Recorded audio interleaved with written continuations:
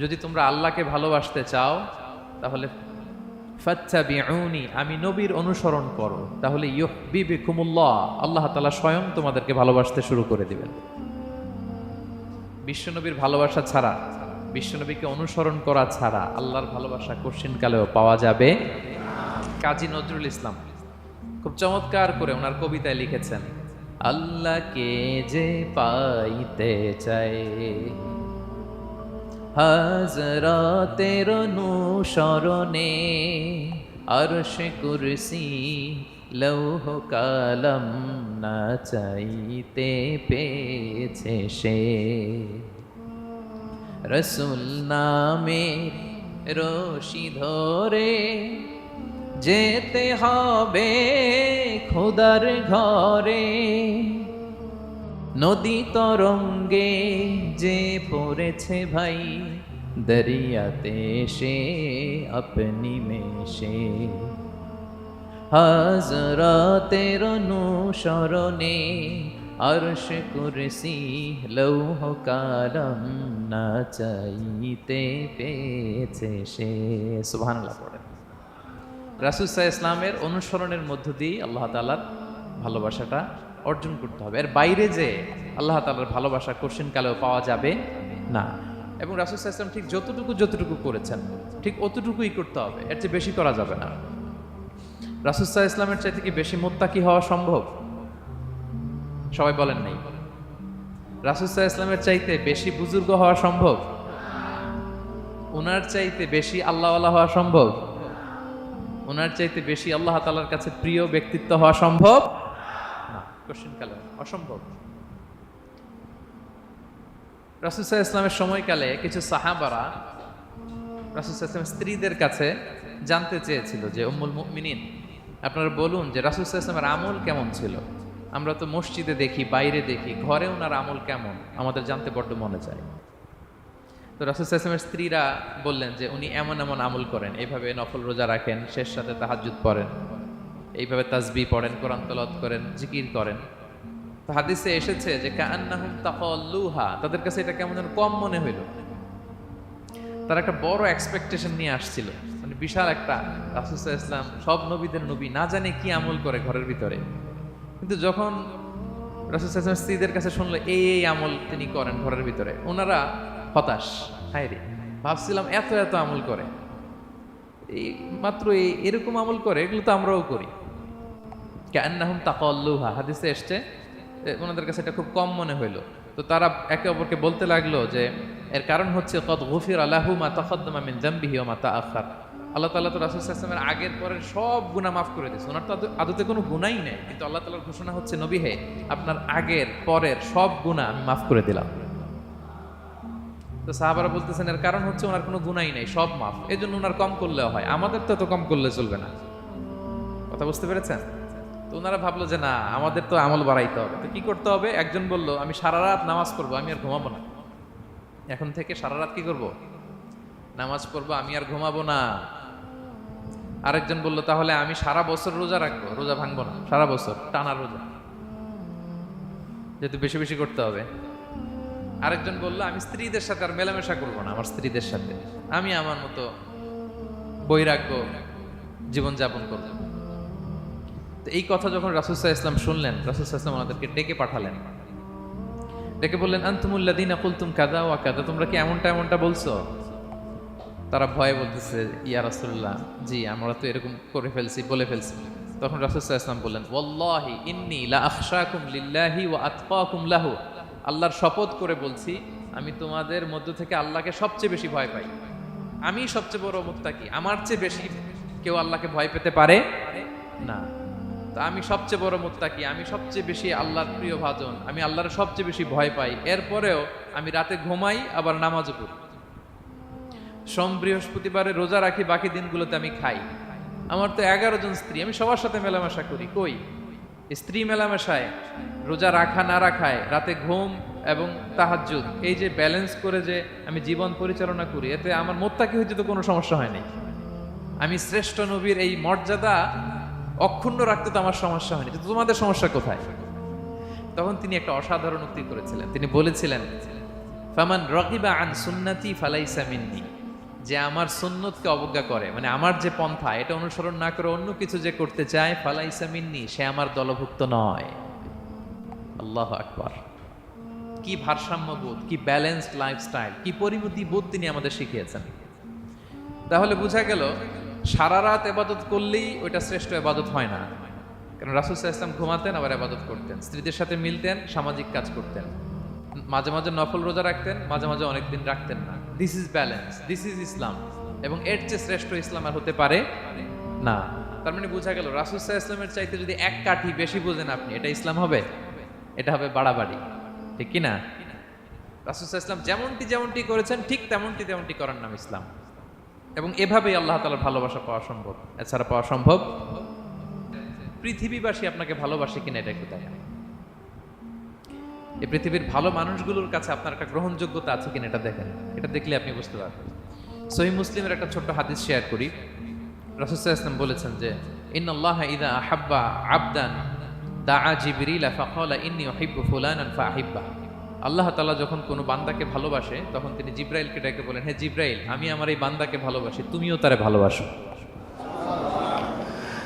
ফায়ুহিব্বুহু জিবরিল, জিবরাইল আলাইহিস সালাম তারে ভালোবাসতে শুরু করে। শুধু এখানেই না, সুম্মা ইউনাদি ফিস সামা, তারপরে তিনি আকাশে একটা অ্যানাউন্সমেন্ট করেন। ফায়াকুল, তিনি বলেন যে ইন্নাল্লাহা ইউহিব্বু ফুলানান ফাআহিব্বু, ও আকাশবাসীরা, ও ফেরেশতারা, আল্লাহ তাআলা তার এই বান্দাকে ভালোবাসে, তোমরা সবাই তারে ভালোবাসো।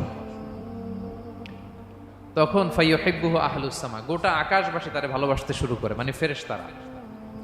তো আল্লাহ তাআলা এবং সকল ফেরেশতারা যখন তাকে ভালোবাসতে শুরু করে, রাসূল সাল্লাল্লাহু আলাইহি ওয়াসাল্লাম বললেন সুম্মা ইউদাউ লাহুল কবুলু ফিল আরদ, তখন পৃথিবীতে তার গ্রহণযোগ্যতা বাড়িয়ে দেওয়া হয়, তার অ্যাকসেপ্টেন্স বাড়িয়ে দেওয়া হয়। সবার কাছে তার একটা গ্রহণযোগ্যতা আছে, সবাই তাকে ভালোবাসে। এটা হচ্ছে একটা পদ্ধতি যে আল্লাহ তাআলা আপনাকে ভালোবাসে কিনা আপনি নিজেই বুঝবেন, যে পৃথিবীবাসী আপনাকে ভালোবাসে কিনা, আপনার কলিগরা আপনাকে ভালোবাসে কিনা, আপনার বন্ধুরা আপনাকে ভালোবাসে কিনা, আপনার নেইবররা আপনাকে ভালোবাসে কিনা, পৃথিবীর ভালো মানুষগুলোর কাছে আপনার গ্রহণযোগ্যতা আছে কিনা। যদি থাকে বুঝবেন আল্লাহ তাআলা আপনাকে ভালোবাসেন, ঠিক কিনা? আল্লাহ তাআলা আমাদেরকে যেন ওই কাতারে শামিল করেন, আমরা পড়ি আমিন। ইবাদতে ইহসানটা কেমন? সেদিন জিবরাইল আলাইহিস সালাম রাসূল সাল্লাল্লাহু আলাইহি ওয়াসাল্লামকে জিজ্ঞেস করেছিলেন যে ইয়া রাসূলুল্লাহ ফাআখবিরনি আনিল ইহসান, ইহসান আবার কি, আমাকে একটু বলেন। তো ইবাদতে ইহসানটা কেমন? রাসূল সাল্লাল্লাহু আলাইহি ওয়াসাল্লাম বললেন যে ইহসান হচ্ছে আন তা'বুদাল্লাহা কাআন্নাকা তারাহু ফাইন লাম তাকুন তারাহু ফাইন্নাহু ইয়ারাক। তুমি এমন ভাবে ইবাদত করবে, তুমি ভাববে যে তুমি আল্লাহকে দেখছো, তুমি আল্লাহকে দেখে দেখে ইবাদত করতেছো, এরকম ভাবো না একটু। আর এটা ভাবতে যদি কষ্ট হয়, অন্তত এতটুকু তো ভাবো যে আল্লাহ তোমায় দেখছেন। এতটুকু ভাবা যাবে না? আমরা যখন নামাজ পড়ি, আমাদের প্রত্যেকটা সালাতের মুহূর্তে আমাদের এটা ভাবতে হবে যে আল্লাহ তাআলা কিন্তু আমাকে দেখছেন। এই যে আমি ফিস করে সুবহানা রাব্বিয়াল আলা পড়ি, সুবহানা রাব্বিয়াল আযীম পড়ি, আমি তাসবিহ পড়ি, আমার রুকু সেজদা সবকিছু আমার আল্লাহ দেখছেন। এই সেন্স, এই অনুভূতি যদি আপনার মধ্যে থাকে, এটাই হচ্ছে ইবাদতের ইহসান। আর ইবাদত ছাড়া আমাদের দৈনন্দিন কাজ, পারিবারিক কাজ, সামাজিক কাজ, এই সমস্ত কাজেও কিন্তু আল্লাহ তাআলা ইহসানকে আবশ্যক করেছেন। প্রিয় ভাই এবং বোনেরা, অন্যের প্রতি অনুগ্রহ করাটাকে তিনি কি করেছেন? আবশ্যক করেছেন। একটা ছোট্ট হাদিস শুনি। হাদিসে রাসূল সাল্লাল্লাহু আলাইহি ওয়াসাল্লাম ইরশাদ করছেন যে ইন্নাল্লাহা তাবারাকা ওয়া তাআলা কাতাবাল ইহসানা আলা কুল্লি শাই। আল্লাহ তাআলা সব কিছুর উপর ইহসানকে আবশ্যক করেছেন, সব কিছুর উপর। মুমিনের সব কাজে ইহসান থাকতে হবে, অন্যের প্রতি অনুগ্রহের পরশ থাকতে হবে। এবার মজার একটা পার্ট আসছে হাদিসে, খেয়াল করে শুনি। রাসূল সাল্লাল্লাহু আলাইহি ওয়াসাল্লাম বলেন ফাইদা কাতালতুম ফাআহসিনুল কিতলা। আল্লাহ তাআলা সব জায়গায় ইহসানকে আবশ্যক করেছেন। এমন কি ফাইদা কাতালতুম, যখন তোমরা কতল করবে কাউকে, ফাআহসিনুল কিতলা, ইহসানের সাথে কতল করো। সুবহানাল্লাহ বললেন না? প্রসঙ্গটা কি? হত্যার প্রসঙ্গটা। রাষ্ট্রীয় কাজে হয়তো ডেথ পেনাল্টি, তার মৃত্যুদণ্ড দিতে হবে। রাসূল সাল্লাল্লাহু আলাইহি ওয়াসাল্লাম বলেন ফাইদা কাতালতুম ফাআহসিনুল কিতলা, মৃত্যুদণ্ড দিবা কিন্তু ইহসানের সাথে দিও। জবাই করার সময়ও ইহসান করো। সুবহানাল্লাহ। করতেছি জবাই, করতেছি কি, কিন্তু মেরে ফেলতেছি প্রাণীটাকে খাওয়ার জন্য। স্লটারিং, লিটারালি আমি ছুরি চালাচ্ছি ওর গলায়, ফিনকি দিয়ে রক্ত বেরোবে এখনই, মেরে ফেলতেছি। কিন্তু যা মনে চায় আপনি কোপাতে পারবেন? কুরবানির পশুকে কষ্ট দিতে পারবেন না। আমরা এই ভুলটা করি। রাসূল সাল্লাল্লাহু আলাইহি ওয়াসাল্লাম দেখেন আরো স্পেসিফিক করে বলছেন যে ওয়ালিউহিদ্দা আহাদুকুম শাফরাতাহু ওয়ালিউরিহ যাবিহাতাহু, তোমরা জবাইয়ের সময় তোমাদের ছুরিটাকে ধার করে নিও, যাতে করে প্রাণীটা কম কষ্ট পায়। সুবহানাল্লাহ। আমরা অনেক সময় ভুল করে ফেলি।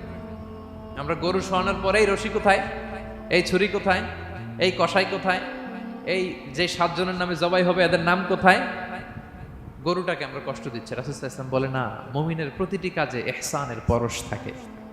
তারা প্রাণী জবাই করবে ঠিকই খাওয়ার জন্য, কিন্তু এখানেও ইহসান করতে হবে, ঠিক কিনা? তারা মৃত্যুদণ্ড কার্যকর করবে, ডেথ পেনাল্টি রাষ্ট্রীয় আইনে, কিন্তু যেমন মনে চায় তেমন করা যাবে না। ওইখানেও ইহসান রাখার দরকার আছে না নাই? প্রিয় ভাইয়েরা, এই ইহসানকে যারা মেনটেন করে জীবনের সব কাজে, আল্লাহ তাদেরকে বড্ড ভালোবাসে, বড্ড পছন্দ করে। তো আমরা যেন সবাই সবার প্রতি ইহসান করি। স্বামী স্ত্রীর প্রতি ইহসান করুন, স্ত্রী স্বামীর প্রতি ইহসান করুন, বাবা সন্তানের প্রতি, সন্তান বাবার প্রতি, পরিবারের সকল সদস্যদের প্রতি ইহসান করুন, কর্মচারীদের প্রতি ইহসান করুন, সহকর্মীদের প্রতি ইহসান করুন। মুমিন জীবনের প্রতিটি কাজে ইহসানের পরশ থাকবে, কারণ ইন্নাল্লাহা ইউহিব্বুল মুহসিনিন। আল্লাহ তাআলা মুহসিনদের, যারা অন্যদের প্রতি অনুগ্রহ দেখায়, তাদেরকে বড্ড ভালোবাসে। এই পয়েন্টটা কি বুঝতে পেরেছেন সবাই? ক্লিয়ার? 2 নম্বরে চলে যায়, আর কাদেরকে আল্লাহ ভালোবাসেন? 2 নম্বরে হচ্ছে আত-তাওয়াবুন, যারা ভুল করেই তওবা করে সাথে সাথে, আল্লাহ তাদেরকে বড্ড ভালোবাসে। সুবহানাল্লাহ। আল্লাহ তাআলা বলছেন ইন্নাল্লাহা ইউহিব্বুত তাওয়াবিন ওয়া ইউহিব্বুল মুতাতাহহিরিন। আল্লাহ তওবাকারীদেরকে যেমনি ভালোবাসেন, পবিত্রতা অর্জনকারীদেরও ভালোবাসেন। ওটা আমি পরে আসতেছি, এখন তওবাতেই থাকি। তাহলে 2 নম্বরে হচ্ছে ইন্নাল্লাহা ইউহিব্বুত তাওয়াবিন। 2 নম্বরে হচ্ছে কাদেরকে ভালোবাসেন? তওবাকারীদেরকে তিনি বড্ড ভালোবাসেন। দেখেন রাসূল সাল্লাল্লাহু আলাইহি ওয়াসাল্লাম কি বলে, তিনি বলেন ওয়াল্লাহি ইন্নী লা আস্তাগফিরুল্লাহ ওয়া আতুবু ইলাইহি ফিল ইয়াউমি আকসারা মিন 70 মাররা। আল্লাহর শপথ, আমি বিশ্বনবী প্রতিদিন 70 বারেরও বেশি তওবা পড়ি। যার আগেও কোনো গুনাহ নাই, পরেও কোনো গুনাহ, উনি তওবা করে কয়বার? 70 বার। আমাদের তো কোনো গুনাহ টুনা নাই, তাই না? হ্যাঁ, আমাদেরও গুনাহ আছে নাকি? বস্তা ভরা। তো বিশ্বনবী যদি 70 বার তওবা করেন ডেইলি বেসিস, আমাদের করা দরকার কয়বার? যার যার কাছে ছেড়ে দিলাম, বলেন। 70,000 বার করা দরকার, ঠিক কিনা? প্রিয় ভাইরা, তাওবা কি? তাওবা মানে ফিরে আসা আল্লাহর কাছে।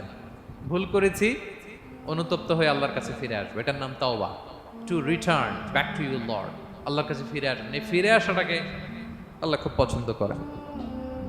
এখানেই শয়তান আর আমাদের মধ্যে পার্থক্য। শয়তান ভুল করে করছি তো করছে, ওইটার মধ্যেই সে অটল অবিচল, ক্ষমা আর চাইনি। কিন্তু আমরা সকালে ভুল করে দুপুরে মাফ চাই, দুপুরে করে রাতে মাফ চাই, আজকে ভুল করে কালকে মাফ চাই, ঠিক কিনা? এই মাফ চাওয়াটাকে, ফিরে আসাটাকে, তার গুনাহগার বান্দা অনুতপ্ত হয়ে, রিয়েলাইজেশন হয়ে, বুঝতে পেরে ফিরে আসাটাকে তিনি বড্ড পছন্দ করেন, বড্ড পছন্দ করেন। এজন্য ভুল আমাদের হবে প্রিয় ভাইরা। আল ইনসান মিনান নিসিয়ান, আমাদের নামটাই এসেছে ভুল থেকে। আমরা ভুলে যাই, ভুল হয়ে যায় আমাদের, কিন্তু ক্ষমার রাস্তা, তওবার রাস্তা খোলা আছে না নাই? এটা হচ্ছে আমাদের জন্য আশা, হোপ। আমরা হোপফুল, সবসময় আশাবাদী। যত ভুল হোক, যত ভুল আপনি করেন, এটা খেয়াল রাখবেন, ভুল আপনি যতই করেন না কেন, তার রহমতের দরিয়া তার চাইতেও বড়, তার ক্ষমার মহাসাগর তার চাইতেও বিস্তৃত, যত ভুল আপনি করেন না কেন। এজন্য আল্লাহ তাআলা বলেন ইয়া আইয়ুহাল্লাযীনা আমানু তুবু ইলাল্লাহি তাওবাতান নাসুহা। ওহে বিশ্বাসীরা, একনিষ্ঠভাবে তওবা করো, ফিরে আসো আমার দিকে। ফাফিররু ইলাল্লাহ 24/7। পৃথিবীর কোনো দরজা 24 ঘন্টা খোলা থাকে না। রাত 3টার দিকে যদি আপনি উঠে জায়নামাজটা বিছিয়ে যে ভুলটা করছেন ওটা স্মরণ করে চোখের পানি ছেড়ে মাফ চান, ক্ষমা করবেন না তিনি? হ্যাঁ, ক্ষমা দেওয়ার জন্য তিনি বসে আছেন। সেজন্য ভুল হইলে আমরা পড়বো আস্তাগফিরুল্লাহ। কি পড়বো? পড়েন আস্তাগফিরুল্লাহ রাব্বি মিন কুল্লি যামবি ওয়া আতুবু ইলাই। পড়েন আস্তাগফিরুল্লাহাল্লাযী লা ইলাহা ইল্লা হুয়াল হাইয়ুল কাইয়্যুম ওয়া আতুবু ইলাই। এটা পড়ে আল্লাহর কাছে ফিরে আসবেন, অনুতপ্ত হবেন। আল্লাহ ভুল করে ফেলেছে, আল্লাহ তুমি ক্ষমা করো, আল্লাহ তুমি ক্ষমা করো, আল্লাহ আমরা ভুল করে ফেলেছি। ভুল সবাই করে, কে না করে? হ্যাঁ, কুল্লু ইবনে আদম খাত্তা। বিষ্ণু বলেন তোমরা সবাই ভুলকারী, কিন্তু ওয়া খায়রুল খাত্তাইনা আত-তাওয়াবুন। এই ভুলকারীদের মধ্যে শ্রেষ্ঠ যে ভুল করেই তওবা করে। তওবা করতে রাজি আছেন তো? সবাই রাজি আছেন? আমার প্রিয় ভাইয়েরা, এই তওবার দৃশ্যটা দেখতে আল্লাহ বড্ড পছন্দ করে। বান্দা যখন ভুল বুঝতে পারে, মাথাটা নিচু করে চোখের পানি ছেড়ে বান্দা যখন কাঁদতে শুরু করে, এই দৃশ্যটা দেখলে আল্লাহ সহ্য করতে পারে না।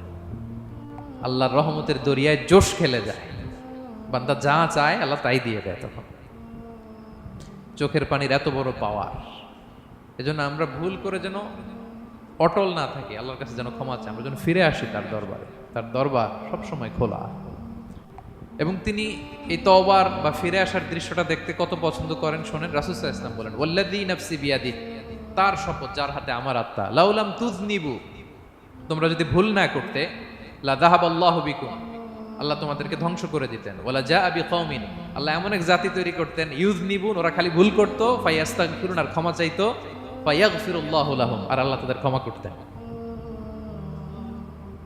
তোমরা যদি ভুল না করতে, এই বানি আদম, তোমরা যদি ভুল না করতে, তোমাদেরকে আল্লাহ তাআলা ধ্বংস করে এমন একটা গোষ্ঠী বানাইতেন যারা খালি ভুল করতো আর মাফ চাইতো, ভুল করতো আর মাফ চাইতো, আর আল্লাহ মাফ করে দিত। সুবহানাল্লাহ বললেন না? গাফিরিয যামবি ওয়া কাবিলিত তাওব, তিনি পাপ মোচন করার জন্যই তো তিনি আমার রব, তওবা কবুল করার জন্যই তো তিনি আল্লাহ সুবহানাহু ওয়া তাআলা, তিনি রব্বে কারীম, তার দয়ার কোনো শেষ নাই, তার মায়ার কোনো শেষ নাই। আমরা যখন তওবা করি, অনুতপ্ত হই, চোখের পানি ছেড়ে যখন কাঁদি, আল্লাহ যে কত খুশি হয় এটার একটা উপমা হাদিসে এসেছে, সহিহ মুসলিমের হাদিস। রাসূল সাল্লাল্লাহু আলাইহি ওয়াসাল্লাম বলেন, লাল্লাহু আশাদ্দু ফারাহান বিতাওবাতি আবদিহি হিনা ইয়াতুবু ইলাইহি, কেউ যখন তওবা করে আল্লাহ কত খুশি হয় জানো? শোনো, ওই ব্যক্তির চাইতে আল্লাহ বেশি খুশি হয়ে যায় যে ব্যক্তি মরুভূমিতে সফরে বেরিয়েছে, সাথে তার বাহন বা উট, ওই উটের মধ্যেই তার পানি বা খাবার, হঠাৎ করে উটটা হারায় গেছে। শুনতেছেন? মরুভূমিতে উট নিয়ে বের হয়েছিল সফরে, উটের মধ্যে তার পানি, তার খাবার, তার বেঁচে থাকার সমস্ত মাধ্যম, কিন্তু হঠাৎ করে উট কি হয়ে গেছে? হারায় গেছে। উট খুঁজে আর পায় না, দৌড়াতে দৌড়াতে হয়রান, কত দৌড়াবে, ধুধু মরু প্রান্তর, কয়েক ঘন্টা দৌড়ালেই তো সে তৃষ্ণার্ত হয়ে মারা যাবে। দৌড়াতে দৌড়াতে হাঁপাতে হাঁপাতে শেষ, জীবনের আশাও শেষ, যে উট যেহেতু পাই নাই, আজকে সারাদিন দৌড়ালে তো তৃষ্ণা আমি মারাই যাব রাতে। তো জীবনের আশা ভরসা শেষ করে হাঁটতে হাঁটতে হাঁপাতে হাঁপাতে হঠাৎ একটা গাছের সন্ধান পেল। ওই গাছের নিচে যে এত ক্লান্ত, তৃষ্ণার্ত, হাঁপাতে হাঁপাতে ঘুমায় গেছে, হতাশ, আমার বাঁচার আর কোনো মাধ্যম নাই, আমার উট হারায় গেছে, ওইখানেই পানি, ওইখানেই খাবার। ক্লান্ত শ্রান্ত হয়ে তৃষ্ণার চোটে ঘুম চলে আসছে। হঠাৎ ঘুম থেকে জেগে ওঠে, উটটা পাশেই দাঁড়ায় আছে। যে ওটের উপরে তার পানি এবং খাবার ছিল, পুরা মরুভূমিতে দৌড়াইতে দৌড়াইতে আবার সন্ধ্যাবেলায় এসে মালিকের সামনে দাঁড়ায় আছে। সে ঘুম থেকে উঠি তাড়াতাড়ি করে রশি ধরে ফেলছে উটের। পুরোটা হাদিসের অনুবাদ শোনাচ্ছি। তো উটের রশি ধরে বেচারা এত খুশি, এত খুশি, এত খুশি, যে খুশির চোটে ও বলতে আরম্ভ করছে, আল্লাহুম্মা আনতা আবদি ওয়া আনা রাব্বুক, আল্লাহ তুমি আমার গোলাম, আমি তোমার রব, তুমি দয়া করে এই ওটটা ফিরাই দিছো, আজকে তুমি ওটটা ফিরাই না দিলে আমি তো মরে যেতাম। আল্লাহ প্রশংসা তোমার। খুশির চোটে। কিসের চোটে? খুশির চোটে কথা উল্টে গেছে। সে এত খুশি, সে আনন্দে এত উদ্বেলিত, এত খুশি, সে বলতেছে আল্লাহ, আল্লাহুম্মা আনতা আবদি, আল্লাহ তুমি আমার গোলাম।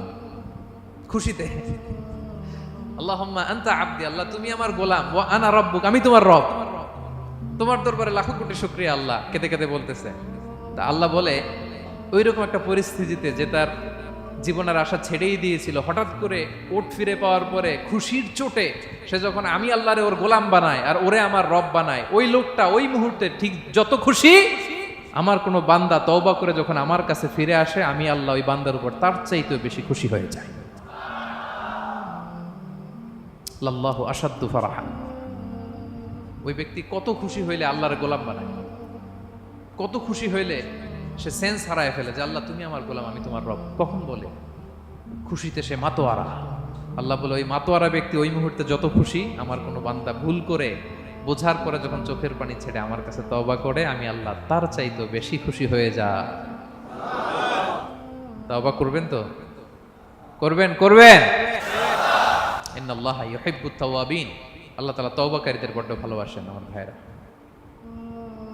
ভুল হলেই যেন আমরা তওবা করি। কয়টা জানলেন? প্রথমটা কি ছিল? ছিল? কি করে? ভুলে গেছি। ইহসান করে, মুহসিনুন, যারা অন্যদের প্রতি অনুগ্রহ প্রদর্শন করে। আচ্ছা, 2 নাম্বার কি ছিল? তাওবা, মানে আত-তাওয়াবুন, যারা ভুল হলে কি করে? তাওবা করে। 3 নাম্বার হচ্ছে আল মুতাতাহহিরুন, যারা পবিত্রতা অর্জন করে, সবসময় পাক পবিত্র থাকে, নিট এন্ড ক্লিন থাকে। এই ক্লিনলিনেসকে আল্লাহ পছন্দ করেন। সুবহানাল্লাহ, কি সুন্দর আমাদের ধর্ম, কত চমৎকার আমাদের ইসলাম। রদিতু বিল্লাহি রাব্বা ওয়া বিল ইসলামি দীনা, আমরা আল্লাহরে রব হিসেবে পেয়ে খুশি, ইসলামকে দিন হিসেবে পেয়ে খুশি, ঠিক কি না? 3 নাম্বার হচ্ছে ওয়া ইউহিব্বুল মুতাতাহহিরিন, আল্লাহ তাআলা পবিত্রতা অর্জনকারীদের বড্ড পছন্দ করেন। মুতাতাহহিরিন, যারা সব সময় পাক পবিত্র থাকে, পরিচ্ছন্ন থাকে, এবং এটা খুব জরুরি। রাসূল সাল্লাল্লাহু আলাইহি ওয়াসাল্লাম বলেছেন না, তুহুরু শাতরুল ঈমান, পবিত্রতা এটা ঈমানের অঙ্গ। কেন ঈমানের অঙ্গ? কারণ নামাজ যার নাই তার ঈমান নাই, আর পবিত্রতা ছাড়া নামাজই হয় না। এজন্য রাসূল সাল্লাল্লাহু আলাইহি ওয়াসাল্লাম বলেছেন পবিত্রতা ঈমানের অঙ্গ। সুবহানাল্লাহ পড়েন। দেখেন, নামাজের যে আহকাম আরকান আছে, আহকাম তো বাইরে, নামাজ শুরুর আগে। এর মধ্যে 3টা আহকাম বা 3টা ফরজই হচ্ছে এই পাক পবিত্রতা নিয়ে। ছোটবেলা আপনারা পড়েছেন না, শরীর পাক, কাপড় পাক, নামাজের জায়গা পাক। তার মানে আপনি নামাজে যখন দাঁড়াবেন আপনার শরীরটা পাক পাক পবিত্র হইতে হবে। আপনি যে ড্রেস গায়ে দিয়ে নামাজে দাঁড়ালেন এটা পবিত্র হইতে হবে।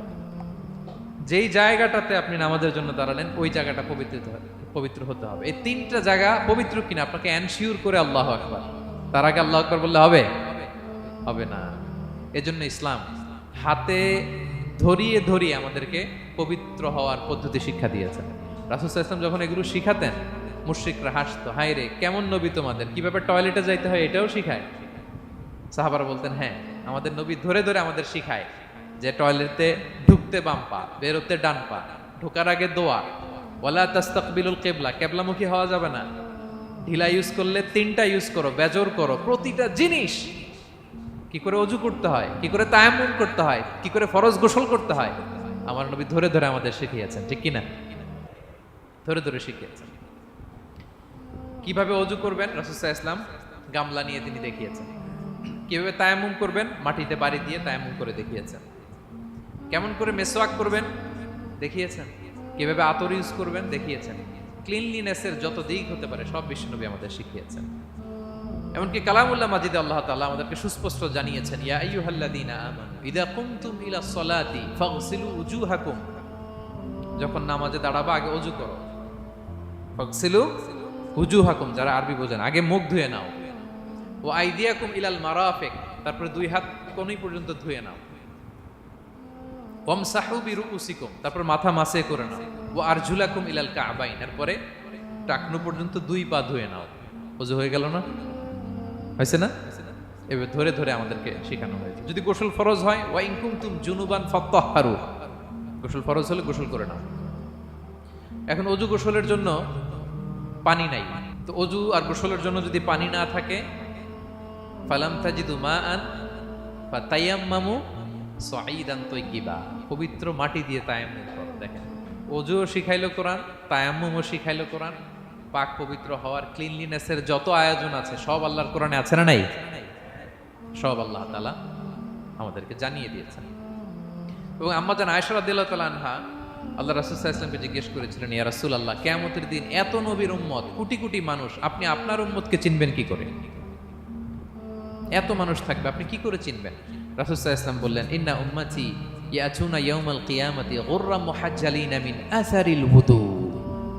তিনি বললেন, অজুর চিহ্ন দেখে আমি আমার উম্মত চিনব। আমার যে সমস্ত উম্মতেরা অজু করে নামাজ পড়েছে, অজুর পানি তাদের গায়ের যেই যেই জায়গায় লেগেছে, এই জায়গাগুলো কিয়ামতের দিন রেডিয়াম বাতির মতো জল জল জল জল করে জ্বলতে থাকবে। আমি এটা দেখে চিনে ফেলবে আমার উম্মত, নামাজি, পাক্কা নামাজি। আল্লাহু আকবার। এবং অতিরিক্ত পবিত্রতা অর্জনের জন্য কিছু সাহাবীদেরকে আল্লাহ স্পেশালি কোরআনে অ্যাপ্রিশিয়েট করেছেন। তারা হচ্ছে মসজিদে কোবা পল্লীর আশেপাশে যে সাহাবারা, তারা অতিরিক্ত পবিত্রতা অর্জন করতেন। আল্লাহ তাআলা বলেন, ফিহি রিজালুন ইউহিব্বুনা আন ইয়াতাতাহহারু, এই মসজিদে কোবার আশেপাশে এমন কিছু মুসল্লি আছে যারা পছন্দ করে পবিত্রতা অর্জন করতে, বেশি পবিত্রতা অর্জন করতে তারা পছন্দ করে। আর ওয়াল্লাহু ইউহিব্বুল মুত্তাহহিরিন, আল্লাহ তাআলা অতিরিক্ত পবিত্রতা অর্জনকারীকে ভালোবাসেন, পছন্দ করেন। সুবহানাল্লাহ পড়েন। তো তাদের প্রশংসা যখন আল্লাহ তাআলা কোরআনে করলেন, বিষ্ণু ইসলাম তাদেরকে ডাকলেন, বললেন, ও কোবাপল্লীর সাহাবীরা, ঘটনা কি?